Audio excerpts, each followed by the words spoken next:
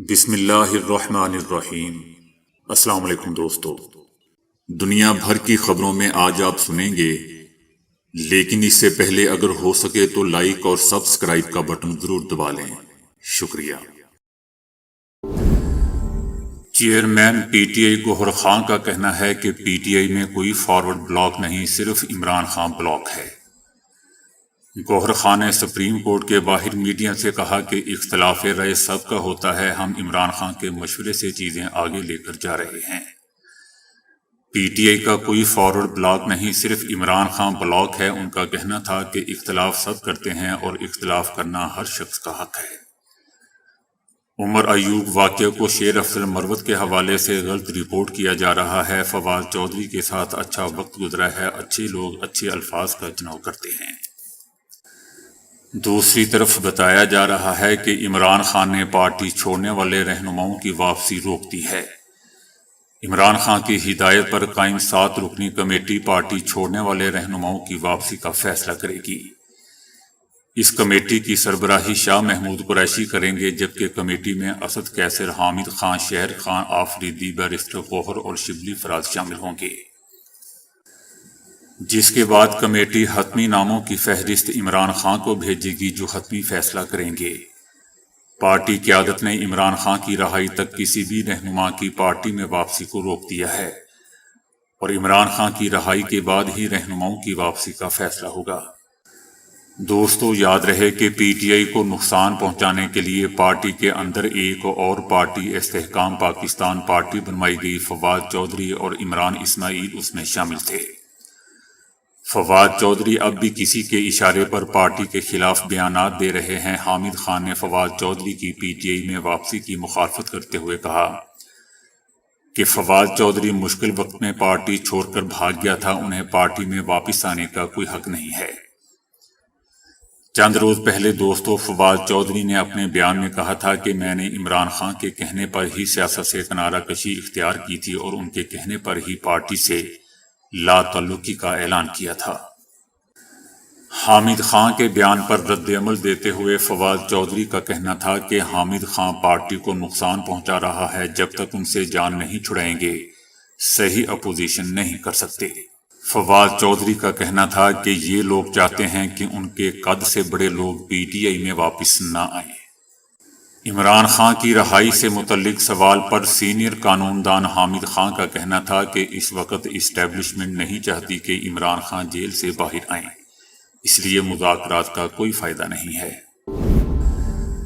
مسلم league نون نے کہا ہے کہ انتخابات 2029 میں ہی ہوں گے۔ ایک بیان میں نون لیگ کا کہنا ہے کہ مولوی فضل الرحمان بزرگ اور قابل احترام سیاستدان ہیں۔ مولوی کو چاہیے کہ حکومت کے بہتر معاشی اقدامات کو سراہیں، جن کی وجہ سے اسٹاک ایکسچینج تاریخی کی بلندی سطح پر واقع ہے۔ مسلم لیگ نون کا کہنا ہے کہ زر مبادلہ کے ذخائر بڑھ رہے ہیں، تجارتی خسارہ کم اور روپے کی قدر مستحکم ہو رہی ہے۔ یہ وقت بیان بازی کا نہیں ہے، سیاست پارلیمنٹ میں ہونی چاہیے۔ دوستو، یاد رہے کہ مولوی فضل الرحمان نے کہا تھا کہ غیر جانبدارانہ انتخابات کروائے جائیں، جس سے اسٹیبلشمنٹ اور خفیہ ادارے انتخابات سے دور رہیں، کوئی مداخلت نہ کرے، جبکہ ہم بضد احترام سمجھتے ہیں کہ پاکستان تحریک انصاف کی قیادت میں یکسوئی کی کمی ہے۔ پی ٹی آئی قائد کی طرف سے وفود بات تو کرتے ہیں، مگر ابھی تک کوئی مذاکراتی کمیٹی تشکیل نہیں دی گئی ہے، ایسا دوستو مولوی فضل الرحمان کا کہنا ہے۔ ڈاکٹر غلام نبی فائی نے کہا ہے کہ امریکیوں میں مسئلہ کشمیر کے بارے میں بیداری پیدا کرنے کے لیے 4 جولائی کو ملک کے یوم آزادی پر ڈیجیٹل ٹرکوں کے ذریعے مہم چلائی جائے گی۔ ڈاکٹر فائی نے ڈیجیٹل ٹرک چلانے کا اعلان آزاد کشمیر کے صدر کے مشیر اور کشمیر امریکن ویلفیئر سوسائٹی کے بانی چیئرمین سردار ظریف خان سے ملاقات کے دوران کیا، جو امریکہ واشنگٹن کے ایک صحت مرکز میں زیر علاج ہیں۔ ڈاکٹر فائی کا کہنا ہے کہ ڈیجیٹل ٹرکوں کی یہ مہم ماضی میں انتہائی کارآمد کامیاب ثابت ہوئی تھی۔ ان کا کہنا تھا کہ اس مہم کا اصل مقصد امریکیوں کو یہ پیغام دینا ہے کہ جب وہ اپنا یوم آزادی منا رہے ہیں تو کشمیری مسلسل غیر قانونی بھارتی قبضے کا شکار ہیں۔ مقبوضہ وادی میں مودی کی بھارتی حکومت نے 1 جولائی سے 3 نئے فوجداری قوانین نافذ کر دیے ہیں۔ ان قوانین کا مقصد مقبوضہ علاقے میں کشمیریوں کی جاری تحریک آزادی کو مزید دبانا ہے۔ ان فوجداری قوانین کے نفاذ پر کشمیریوں اور بین الاقوامی مبصرین نے سخت تشویش کا اظہار کیا ہے۔ ان تینوں قوانین میں انڈین پینل کوڈ ترمیمی ایکٹ، کرمنل پروسیجر کوڈ ترمیمی ایکٹ اور انڈین ایویڈنس ترمیمی ایکٹ شامل ہیں۔ یہ تینوں فوجداری قوانین کشمیری عوام کی رضامندی کے بغیر متعارف کروائے گئے ہیں، جو طویل عرصے سے اپنے ناقابل تنسیق حق کے خود ارادیت کا مطالبہ کر رہے ہیں۔ کشمیری مودی حکومت کے ان اقدامات کو مقبوضہ علاقے پر اپنے غیر قانونی تسلط کو طول دینے کی ایک سازش کے طور پر دیکھ رہے ہیں۔ عالمی برادری نے مقبوضہ علاقے میں فوجداری قوانین کے نفاذ پر سخت تشویش کا اظہار کرتے ہوئے بھارت پر تنازع کے پرامن حل اور مقبوضہ علاقے میں انسانی حقوق کی خلاف ورزیوں کا سلسلہ ختم کرنے پر زور دیا ہے۔ صہیونی جارحیت کے جواب میں فلسطینی تنظیموں کے مختلف گروہوں نے غزہ کے اطراف میں واقع غیر قانونی صہیونی بستیوں پر شدید میزائل حملے کیے ہیں، جس سے بستیوں میں خطرے کے سائرن بج اٹھے اور غاصب صہیونیوں میں افراتفری مچ گئی۔ دوسری طرف غرب اردن پر تازہ صہیونی جارحیت اور جہاد اسلامی فلسطین کے فوجی بازو سرایا القدس کے ایک کمانڈر کی شہادت کے بعد اعلان کیا گیا ہے کہ فلسطینی عوام اپنی برحق جدوجہد سے دستبردار نہیں ہوں گے اور کبھی نہیں ہوں گے۔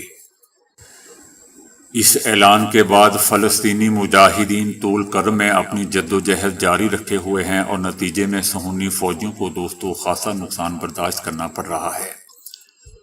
اس سے پہلے تحریک استقامت نے تاکید کی تھی کہ فلسطین کے مختلف علاقوں میں غاصب صہیونی حکومت کے بڑھتے جرائم کا نتیجہ اس کے علاوہ اور کچھ نہیں ہوگا کہ فلسطینیوں کی استقامت صہیونی حکومت کی نابودی تک یا مردی تک ساتھ جاری رہے گی۔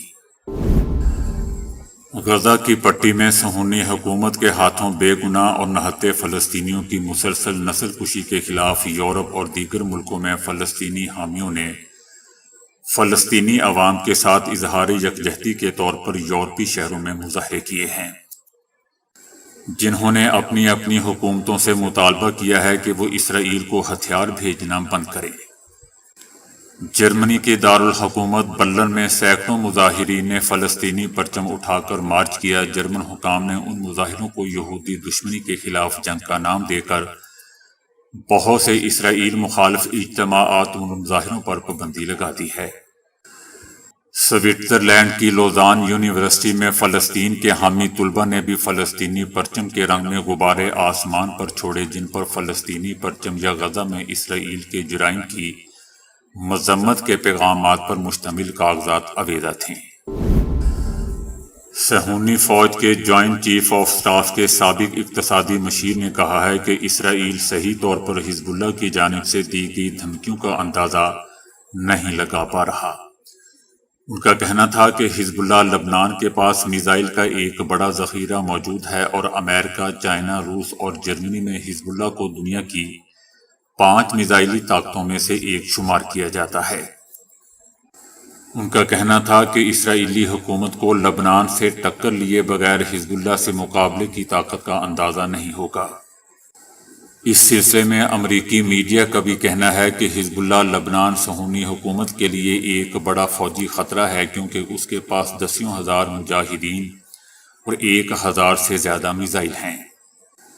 دوسری جانب صہیونی حکومت میں سیکیورٹی سے معصوم تحریک کے سربراہ امیر کوال بیوی نے کہا ہے کہ ہم حزب اللہ کے ڈراؤنے خواب کے ساتھ زندگی گزارنے کی توانائی نہیں رکھتے۔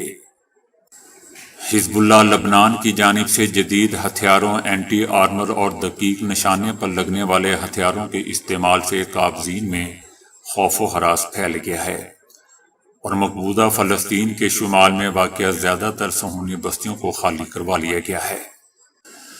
صہیونی حکومت کے عسکری ماہرین کے مطابق لبنان کی حزب اللہ نے تنہا اس غاصب حکومت کی فوج کی نصف طاقت کو شمالی محاذ پر لگا دیا ہے اور غزہ کی پٹی کے جنوبی محاذ میں قابض فوج کی ہمہ گیر موجودگی کو روک دیا ہے۔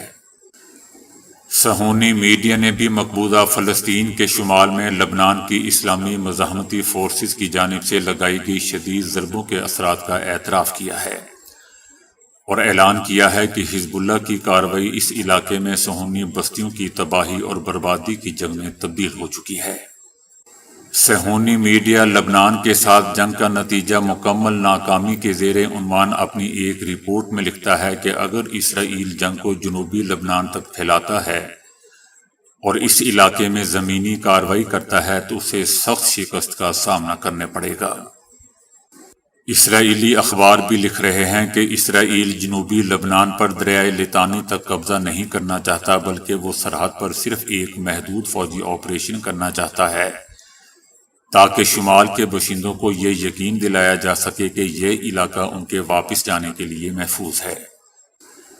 صہیونی میڈیا نے علاقے کی حالات کی پیچیدگی کے بارے میں خبردار کیا ہے اور لکھا ہے کہ اس طرح کے آپریشن کو محدود بنیادوں پر بھی انجام دینے سے علاقے میں کشیدگی میں شدید شدت پیدا ہو سکتی ہے اور حالات قابو سے باہر ہو سکتے ہیں۔ اس صہیونی میڈیا کا کہنا ہے کہ اسرائیل کی فوجی کارروائی پر حزب اللہ کا رد عمل اس چھوٹے سے فوجی مشن کو ہمہ گیر جنگ میں بدل سکتا ہے اور اس بات کا امکان ہے کہ حزب اللہ کی طرف سے اسرائیل کے انفراسٹرکچر کو نشانہ بنایا جائے اور یہاں تک کہ مکمل طور پر بجلی کی سپلائی منقطع کر دی جائے۔ قطر کے دارالحکومت دوحہ میں طالبان حکومت کے وفد نے اقوام متحدہ کے نمائندوں اور 20 سے زائد ممالک کے افغانستان کے لیے خصوصی ایلچیوں سے ملاقات کی ہے۔ قطر میں اقوام متحدہ کے ساتھ بہت سے خصوصی ایلچی اور طالبان کے نمائندوں کے ساتھ الگ الگ بات چیت شروع ہوئی ہے۔ طالبان کا کہنا تھا کہ افغانستان میں خواتین کے مسائل کو تسلیم کرتے ہیں، لڑکیوں کے اسکول اور خواتین کی ملازمتوں پر پابندی کو ہٹانے جیسے معاملات پر کام کر رہے ہیں۔ یاد رہے دوستو کہ قطر میں اپنی نوعیت کا تیسرا یہ اجلاس ہے، لیکن 2021 میں طالبان کے افغانستان میں اقتدار میں آنے کے بعد سے یہ پہلا اجلاس ہے جس میں طالبان حکومت کے نمائندوں نے بھی شرکت کی۔ طالبان حکام کو مئی 2023 میں اقوام متحدہ کے مذاکرات کے پہلے دور سے خارج کر دیا گیا تھا اور فروری میں ہونے والے دوسرے دور میں شرکت سے انکار کر دیا تھا، کیونکہ ان اجلاسوں میں طالبان حکومت کے نمائندوں کے اعتراض کے باعث افغانستان کی سول سوسائٹی کی نمائندہ خواتین کو شامل نہیں کیا گیا تھا۔ اسلام آباد عدالت نے وزیر اعلیٰ خیبر پختونخوا علی امین گنڈا پوری کے ناقابل ضمانت وارنٹ گرفتاری جاری کر دیے ہیں۔ عدالت نے ریمارکس دیے ہیں کہ اپریل 2024 کے بعد سے ہونے والی سماعتوں میں علی امین گنڈا پوری پیش نہیں ہوئے تمام غیر حاضر ملزمان کے وارنٹ گرفتاری جاری ہوں گے۔ تماشا بنایا ہوا ہے، ایک آتا ہے دو نہیں ہوتے، تمام غیر حاضر ملزمان کے بلا ضمانت وارنٹ گرفتاری جاری کر رہے ہیں۔ فاضل جج کا کہنا تھا کہ جو ملزم 8 تاریخ کو نہیں آئیں گے ان کو اشتہاری قرار دوں گا۔ عدالتی مفرور کو اشتہاری قرار دینے کے لیے 30 دن ضروری نہیں ہے۔ میں نے ان کیسز کو انجام تک پہنچانا ہے، آپ کا ہی اس میں فائدہ ہوگا۔ اگر کیسز میں جان ہوئی تو چلیں گے ورنہ فارغ ہوں گے۔ 8 جولائی کے بعد انشاءاللہ کیسز کی سماعت روزانہ کی بنیاد پر ہوگی۔ عدالت نے عدم پیشی پر وزیر اعلیٰ خیبر پختونخوا علی امین گنڈا پوری کی حاضری سے استثناء کی درخواست مسترد کرتے ہوئے ان کے ناقابل ضمانت وارنٹ گرفتاری جاری کر دیے۔ کھڑکیاں گھر میں روشنی اور ہوا کے لیے ایک کلیدی حیثیت رکھتی ہیں، لیکن کھڑکی کھلتے ہی باہر کا شور اور غلبی کمرے میں سنائی دیتا ہے۔ اب سنگاپور کے انجینئرز نے ایک کھڑکی ڈیزائن کی ہے جو ہوا کو پہلے سے بہتر انداز میں اندر آنے دیتی ہے لیکن بیرونی شور کو روک دیتی ہے۔ سنگاپور نیشنل یونیورسٹی کی ان ماہرین نے ایک نئے انداز کی کھڑکی بنائی ہے جسے فرینڈلی وینٹیلیشن ونڈو کہا جاتا ہے۔ نچلی جانب ایک برقی وینٹیلیشن یونٹ لگایا گیا ہے جو بنیادی طور پر سلنڈر نما پنکھا ہے جو باہر کی تازہ ہوا اندر پھینکتا رہتا ہے۔ یہ ہوا مختلف درجوں سے اوپر اور نیچے کی جانب کمرے میں داخل ہوتی رہتی ہے۔ دلچسپ بات دوستو یہ ہے کہ وہاں فلٹروں سے گزرتی رہتی ہے جس سے گرد و غبار اور آلودگی اندر نہیں جا سکتی اور یوں روایتی کھڑکیوں کے مقابلے میں 4 گنا ہوا کمرے تک آتی ہے۔ لیکن باہر کا شعور باہر ہی رہ جاتا ہے۔